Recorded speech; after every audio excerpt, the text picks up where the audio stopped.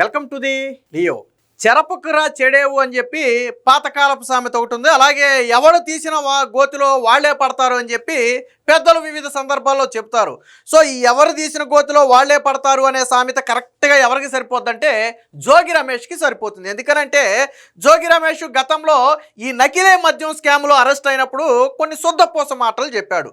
నేను పత్తిని ప్రతి ఒక్కరిని నిర్దోషిగా బయటకు వస్తాను అని చెప్పి, నేను న్యాయస్థానంలోనే తేల్చుకుంటానని చెప్పి కొన్ని పత్తితి మాటలు చెప్పాడు. సో అప్పుడు పాపం వైసీపీ సోషల్ మీడియా కూడా దానికి జాకీలేసి లేపారు జోగి రమేష్కి. కట్ చేస్తే ఏమైంది, నిన్న 175 పేజీల ఛార్జ్ షీట్ని కోర్టులో దాఖలు చేశారు.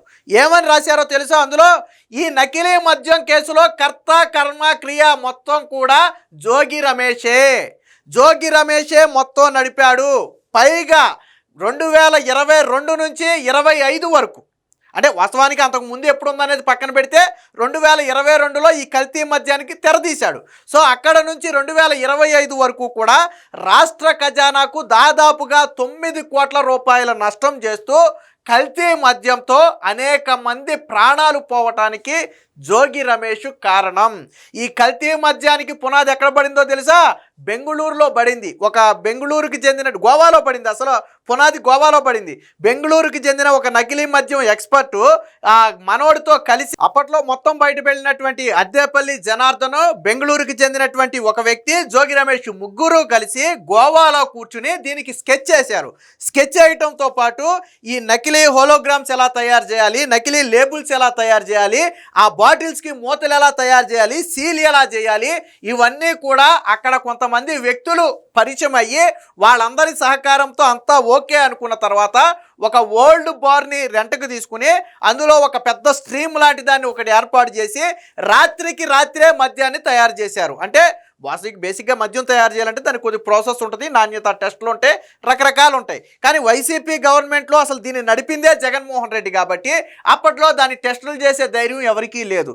దాంతో రాత్రికి రాత్రే ఏడాదికి 3 నుంచి 5 లక్షల రూపాయలు కమిషన్ల రూపంలో తీసుకున్నారు. సగం డబ్బులేమో అకౌంట్లోకి పడ్డాయి, జోగి రమేష్ సోదరుల అకౌంట్లోకి పడ్డాయి. మరికొన్ని డబ్బులేమో క్యాష్ రూపంలో కొన్ని ప్లేసుల్లో ముందే మాట్లాడుకుని 20 లక్షలు, 30 లక్షలు, 40 లక్షల చొప్పున ఒకేసారి క్యాష్ రూపంలో కూడా తీసుకున్నారు. ఇవన్నీ కూడా నేను చెప్పేది కాదు. నిన్న ఏదైతే దీని మీద నకిలీ మద్యం మీద ఒక సిట్ వేశారో ఆ సిట్టు తేల్చింది. ఇందులో అన్నిటికీ మించిన ట్విస్ట్ ఏంటో తెలుసా, జోగి రమేష్ తీసుకున్న గోతులో జోగి రమేషే పట్టం. వాస్తవానికి కూటమి ప్రభుత్వం మీద బురద జల్లాలి. అప్పట్లోనే వాస్తవానికి జగన్మోహన్ రెడ్డి హయాంలో లిక్కర్ స్కామ్కు సంబంధించి విచారణ వేగంగా జరుగుతున్న సమయంలో దాన్ని డైవర్ట్ చేయడం కోసం, చంద్రబాబు హయాంలో నకిలీ మద్యం జరుగుతుంది అని చెప్పడం కోసం పాతదాన్ని తెర మీదకు తీసుకొచ్చారు ఆల్రెడీ. ఇప్పుడు ఏమైంది, తీగలాగితే డొంకంతా గదిలి 2020 నుంచి మొత్తం బయటకు వచ్చింది. వాస్తవానికి దీనికన్నా జోగి రమేష్ మొన్న కెలికి ఉండకపోతే, చంద్రబాబుని బదనం చేయాలనే ఆలోచన చేసి ఉండకపోతే పాత విషయాలు బయటకు వచ్చాయి కాదేమో, బహుశా ఏమో జరిగేది కాదేమో. కానీ ఎప్పుడైతే దాన్ని చంద్రబాబు నెత్తి మీద వేయాలనుకున్నాడో తీగలాగితే ఇప్పుడు డొంకంతా కూడా బయటపడింది. దాంతో ఈ నకిలీ మద్యానికి తెరదీసింది జోగి రమేషే. ఎన్ని శుద్ధపూస మాటలు చెప్పాడు. అప్పట్లో జోగి రమేష్ ఏ ధైర్యంతో చంద్రబాబు ఇంటి మీద దాడి చేశారనుకున్నారు. ఇలాంటి ఇల్లీగల్ కార్యకలాపాలు చేస్తున్నాడు కాబట్టి చంద్రబాబు లాంటి వ్యక్తి మళ్ళీ సీఎం అయితే ఇలా భవిష్యత్తు ఏంటో తెలుసు కాబట్టి ఆ రోజు చంద్రబాబు ఇంటి మీద దాడి చేశాడు. సరే, దానికి ప్రతిఫలం పొందాడు అనుకోండి, మంత్రి పదవి పొందాడు అనుకోండి. మంత్రి పొందిన తర్వాత అడ్డు అదుపు లేకుండా పోయింది నకిలీ మద్యానికి. అంతకుముందు అయితే కనీసం కొద్దిగా ఎవడన్నా బయట పెడతాడేమో, ఏ మీడియాలో అన్నా లీక్ అవుద్దేమోనని ఒక భయం ఉండేది గతంలో. ఈ మంత్రి అయిన తర్వాత ఇక అడ్డు అదుపు లేకుండా ఈ నకిలీ మద్యం వ్యాపారాన్ని చేయించాడు. సో దీనికి సంబంధించి 175 పేజీల ఛార్జ్ షీట్ని అయితే నిన్న కోర్టుకి సమర్పించారు. అందులో ఏం రాశారో ఒకసారి చూద్దాం. కర్త కర్మ క్రియ జోగి నకిలీ మద్యం కేసులో ఖజానాకు 9 కోట్ల వరకు గండి, 175 పేజీలతో తుది ఛార్జ్ షీట్ వేసిన సిట్టు. సో ఆల్మోస్ట్ నాకు తెలిసి ఇదే ఫైనల్ ఛార్జ్ షీట్ ఏమో మేబీ. ములకల చెరువు వెనుక కుట్ర, కూటమి ప్రభుత్వాన్ని బద్నం చేయడానికి అక్కడ నకిలీ మద్యం తయారీ కేంద్రం. ప్లాన్ విజయవంతమైతే అద్దేపల్లి జనార్దన్ రావు కుటుంబానికి 3 కోట్ల రూపాయలు ఇస్తాను అని ఆశ చూపాడు. అంటే ఇది సక్సెస్ అయ్యి ఆ బురద చంద్రబాబు నెత్తి మీద విజయవంతంగా వేయగలిగితే నీకు 3 కోట్లు ఇస్తానని ఆశ చూపితే, పాపం అద్దేపల్లి జనార్దన్ గత వీడియోలో కూడా చెప్పాడు, నేను బేసిక్గా ఒకప్పుడు జోగి రమేష్తో కలిసి పనిచేశా, నకిలీ మద్యం చేసిన మాట వాస్తవం. కానీ కూటమి ప్రభుత్వం వచ్చిన తర్వాత అధికారులు ఎక్కడికక్కడ స్ట్రిక్ట్ చేస్తుంటే నాకు భయం వేసి నేను కూటమి ప్రభుత్వం వచ్చిన తర్వాత సైలెంట్గా ఉన్నా. నా పని నేను చేసుకుంటా, చేసుకుంటున్నా, కాకపోతే నాకు కొద్దిగా అప్పుల పాలైన మాట వాస్తవం. నా ఇల్లు కూడా అమ్ముకునే పరిస్థితికి వచ్చాను నేను. అలాంటి పరిస్థితుల్లో జోగి రమేష్ నన్ను పిలిచి ఈ ప్లాన్ ఇంప్లిమెంట్ చేయమని చెప్పాడు. దానికి గాను నాకు డబ్బులు ఇస్తాను, డబ్బులు కూడా డైరెక్ట్గా నేనే ఇతర దేశంలోకి జింబాబ్వేనో ఎక్కడికో పోయాడు, కన్యానో ఎక్కడికో పోయాడు అక్కడ మద్యానికి సంబంధించి. సో నేను డబ్బులు కూడా నీకు అక్కడికే పంపుతాను, నువ్వు ఇంప్లిమెంట్ చేసి నువ్వు దేశం వదిలి పారిపో అంటే నేను అన్నీ రెడీ చేసి పారిపోయానని చెప్పి గతంలో జనార్దనే చెప్పాడు. ఇప్పుడు ఛార్జ్షీట్లో కూడా అదే విషయాన్ని మెన్షన్ చేశారు. సో అభియోగ పత్రంలో సిట్ వెల్లడి. విజయవాడ ఇబ్రహీంపట్నం అలాగే అన్నమయ్య జిల్లా ములకల చెరువులో 2019 నుంచి 25 వరకు సాగిన నకిలీ మద్యం వ్యవహారంలో మాజీ మంత్రి జోగి రమేష్ కర్త కర్మ క్రియగా వ్యవహరించారని ప్రత్యేక దర్యాప్తు బృందం స్పష్టం చేసింది. ఆయనకు అత్యంత సన్నిహితుడు ఉన్న అద్దేపల్లి జనార్దన్ రావు, ఆయన సోదరుడు జగన్మోహన్ రావు ద్వారా కథను నడిపించారని చెప్పి కోర్టుకైతే నిన్న తెలిపారు.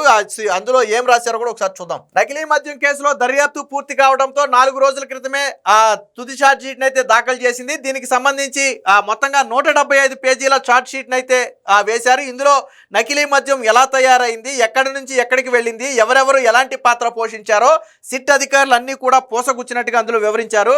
నకిలీ మద్యం విక్రయాల ద్వారా వచ్చిన సొమ్మును జోగి రమేష్ A18గా ఉన్న వ్యక్తి అలాగే సోదరుడు జోగి రాము ఇద్దరూ కలిసి స్వాహా చేశారని, రాష్ట్ర ఖజానాకు 9 కోట్ల వరకు నష్టం కలిగించారని చెప్పారు. నకిలీ మద్యం సిండికేట్ ద్వారా జోగి బ్రదర్స్ ప్రతి నెల 3 నుంచి 5 లక్షల రూపాయలు ముడుపులు అందాయని తెలిపారు.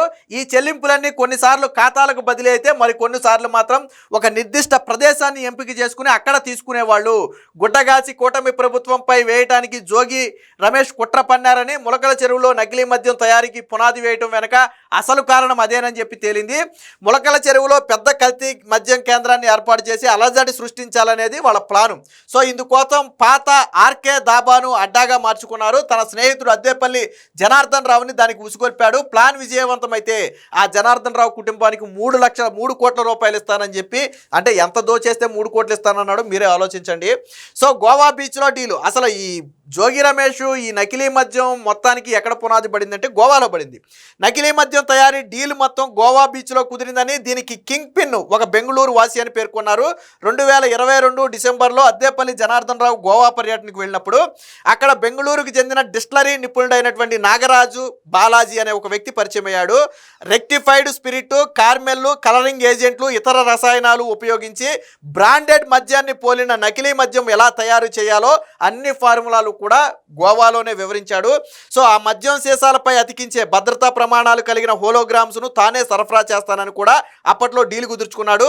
దీని ప్రకారమే ఇబ్రహీంపట్నంలోని పాత బార్ గోడౌన్లో పెద్ద స్టెయిన్లెస్ స్టీల్ వాటర్ ట్యాంకును ఏర్పాటు చేసి 1000 లీటర్ల స్పిరిట్ మద్యాన్ని తయారు చేశారు. దాదాపుగా లీటర్ స్పిరిట్కు 1.15 లీటర్ల నీరు అలాగే ఇతర పదార్థాలు కలిపి రాత్రికి రాత్రే ఈ మద్యాన్ని కూడా మొత్తం తయారు చేసేవాళ్ళని చెప్పారు. సో దీని బాటిలింగ్ కానీ ప్యాకింగ్ కానీ ఎక్కడ జరిగేదంటే ఒడిశాలోని గంజం జిల్లాకు చెందినటువంటి కొంతమంది వ్యక్తులు, అందులో బదల్ దాసు, ప్రదీప్ దాసు, మిథున్ దాసు అనే కొంతమంది వ్యక్తులు, వీళ్ళంతా కలిసి ఇవన్నీ కూడా అంటే ఎక్కడా కూడా దొరకకుండా ఆ లేబుల్ సిస్టమ్ కావచ్చు, హోలోగ్రామ్స్ కావచ్చు, క్యాప్స్ కావచ్చు, అవి మొత్తం కూడా ఆ విధంగా ఉండేటట్టు ఆ గంజం జిల్లాకు చెందిన ఒడిశాకు చెందిన వ్యక్తులు చూసుకునేవాళ్ళు.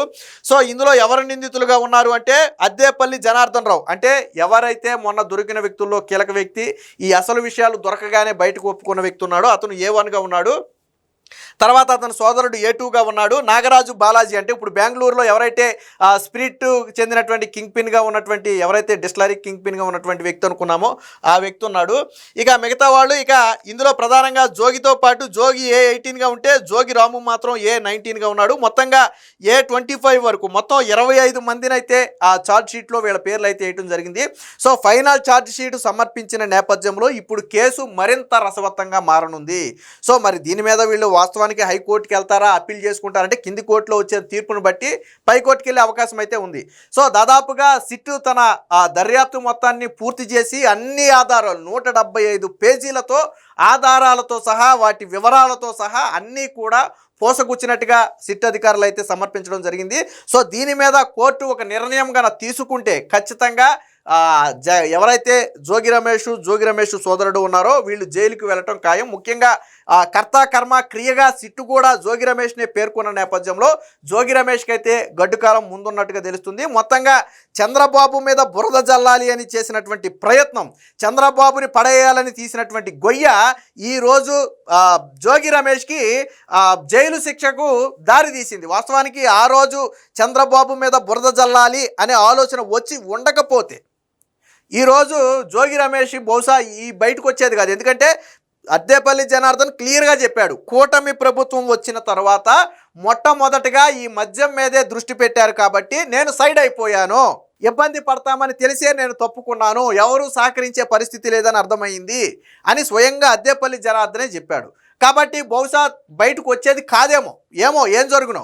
కానీ ఎప్పుడైతే చంద్రబాబు మీద నింద వేయాలి అనే ప్రయత్నం చేసి, నేను మొదట్లో ఒక సామెత చెప్పా, చెరపకురా చెడేవు అని చెప్పి, ఒక వ్యక్తిని మనం నవ్వులు పాలు చేయాలని చూసినా, ఒక వ్యక్తి వ్యక్తిత్వం మీద మనం దాడి చేయాలని చూసినా అది రివర్స్లో మనకే తగులుతుంది. కర్మ అనేది వదిలిపెట్ట చూశారు, కర్మ అనేది ఒకటి ఉంటుందని ఒక సామెత ఉంది. సో అది ఈరోజు జోగి రమేష్కి ఆ రోజు చంద్రబాబు ఇంటి మీద దాడి చేయటమే కాకుండా లకారంలో ఇష్టం వచ్చిన మాటలు మాట్లాడి ఈరోజు అడ్డంగా దొరికిపోయాడు. నాడు చేసిన పాపాలు ఈరోజు బయటపడ్డాయి. ఆ బయటపడటానికి గొయ్యి కూడా జోగి రమేషే తీసుకున్నాడు. చంద్రబాబు మీద బురద జల్లాలి అనే ఆలోచన రావటమే ఈరోజు జోగి రమేష్ పతనానికి ప్రధాన కారణం. ఏది ఏమైనా మొత్తంగా మరి జగన్మోహన్ రెడ్డి నోరెప్పాల, చీమ సిట్టుకుమంటే వచ్చి ప్రెస్ మీట్ పెట్టే జగన్మోహన్ రెడ్డి జోగి రమేష్ మీద సిట్టు వేసింది కదా, ఛార్జ్ షీట్ వేసింది కదా, జోగి రమేష్ మొత్తానికి కర్త కర్మ క్రియ 9 కోట్లు నష్టం చేశాడని కూడా చెప్పింది కదా. ఇప్పుడు జగన్మోహన్ రెడ్డి ప్రెస్ మీట్ పెట్టి చెప్పాలి మరి ఏం సమాధానం చెప్తాడు. ఎంత వేల మంది లక్షల మంది ఈ కల్తీ మద్యాన్ని 4 ఏళ్ల పాటు 3 ఏళ్ల పాటు తాగి ఆరోగ్యాలు పాడు చేసుకున్నారు, ఎంతమంది చనిపోయారు. వీళ్ళు తాగరు, ఎలాగా వీళ్ళు తయారు చేసింది వీళ్ళు తాగరు. వీళ్ళకి ఎదుటి వ్యక్తులు ప్రాణాలంటే లెక్కలేదు, దాచుకోవాలి అంతే. దోచుకోవడం కోసం ఎంతమందిని చంపడానికైనా సిద్ధం. వీళ్ళు చేసింది అదే, కల్తీ మద్యం అంటే అదే. ఏదేమైనా మొత్తంగా జోగి రమేష్ మెడకైతే ఉచ్చు బలంగా బిగుసుకుంది. రాబోయే రోజుల్లో ఈ కేసు వ్యవహారంలో జోగి రమేష్కి అలాగే దీని వెనక ఉన్నటువంటి మరికొంత వ్యక్తులకు కఠిన కారాగార శిక్ష పడుతుందనడంలో ఎటువంటి సందేహం లేదు. Please subscribe to Leo news for more videos.